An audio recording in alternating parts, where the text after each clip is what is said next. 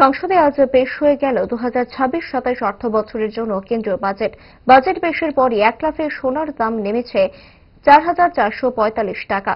বাজেটের প্রভাব ও তার বাস্তবতা নিয়ে কতটা আশাবাদী রাজ্যের জুয়েলারি বাণিজ্যিক সংস্থাগুলি, বাজেটের প্রাপ্তি আর অপ্রাপ্তি নিয়ে কি প্রতিক্রিয়া সামনে এসেছে বাণিজ্যিক জুয়েলারি সংস্থার তরফে।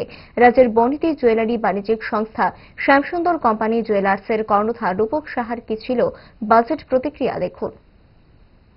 আমাদের যে সাজেশনস গুলো ছিল সেইগুলো যদি বাজেটে কিছু রাখা হতো তাহলে অবশ্যই আমি আপনার কথার সঙ্গে সহমত হতাম যে আমরা আনন্দিত, আমরা খুশি। কিন্তু কোনো প্রয়াস মানে একদিন বন্ধ হয়ে যাওয়া মানে এটা বন্ধ হয়ে যায়নি।